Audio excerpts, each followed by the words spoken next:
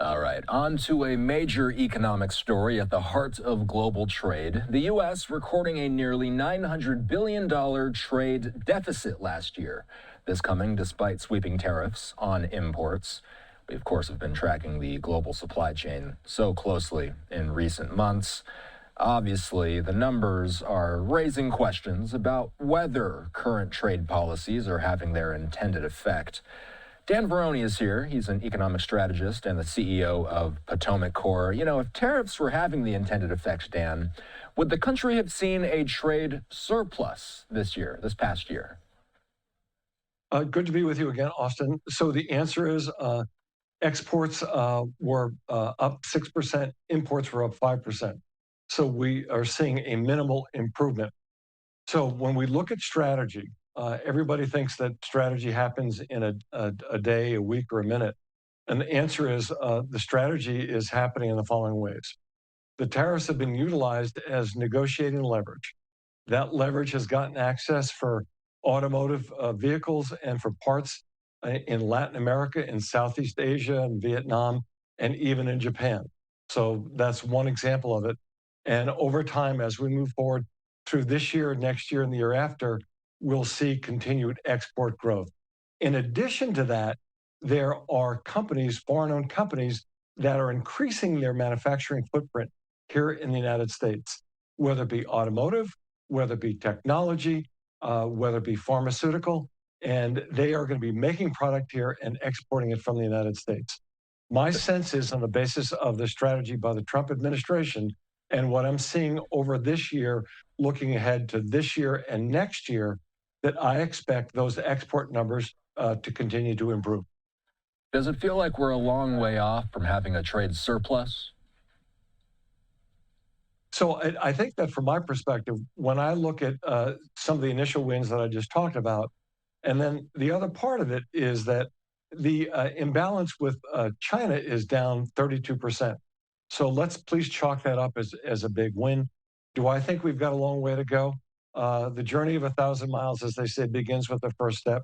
We have taken some of the basic fundamental steps, and we're going in the right direction. And the other data point I want to share with you, Austin, and it's timely for this conversation on exports. Do you know that 97% of U.S. exports come from small businesses? And do you know what's holding small businesses back from exporting nowadays? It's the cost of capital. If the Federal Reserve would lower interest rates, that would give them the ability to be even more competitive and to export more product overseas.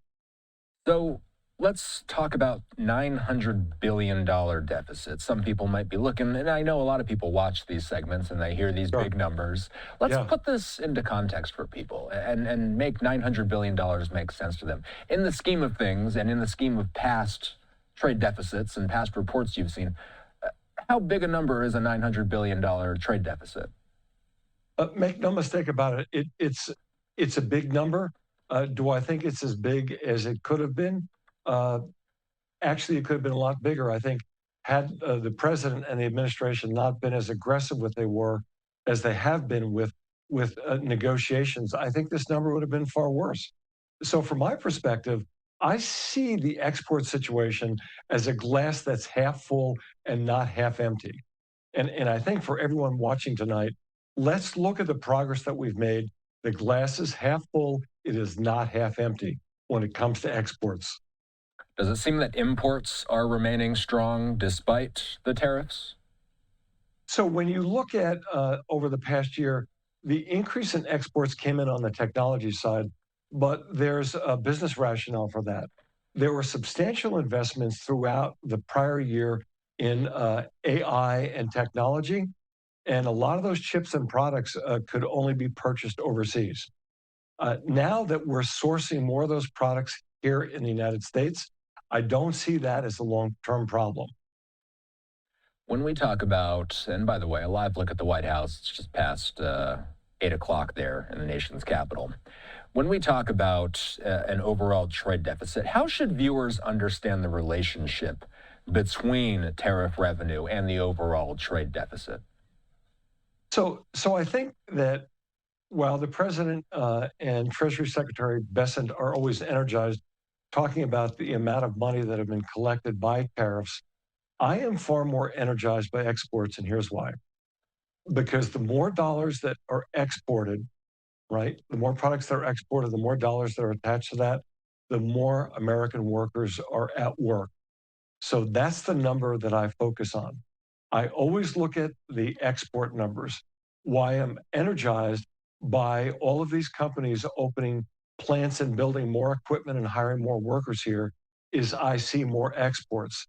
Why I'm energized by the big, beautiful law and the 100% expensing for plants and equipment, I'm energized because that will lead to more workers and that will lead to more exports and lead to more revenue generation for companies and for the American people. So, when economists say that a trade deficit is not necessarily a sign of economic weakness, what do they typically mean by that? So, what they mean by that is that this is one in a series of data points. So, from my perspective, when we look at economic strength, to me, in my mind, the strength factors that I look at is the amount of Americans that are going back to work. The most recent jobs numbers, 170,000 private sector jobs created. Another point of strength is inflation is coming down. The consumer price index was down to 2.4%. Yet another sign of strength is there is more money in the American people's pockets. They're going to be averaging about $2,500 in tax refunds. So I think when I look at economic strength, we are in a much better place heading in the right direction. Dan, always good to see you. Appreciate the time tonight. Good to see you as well.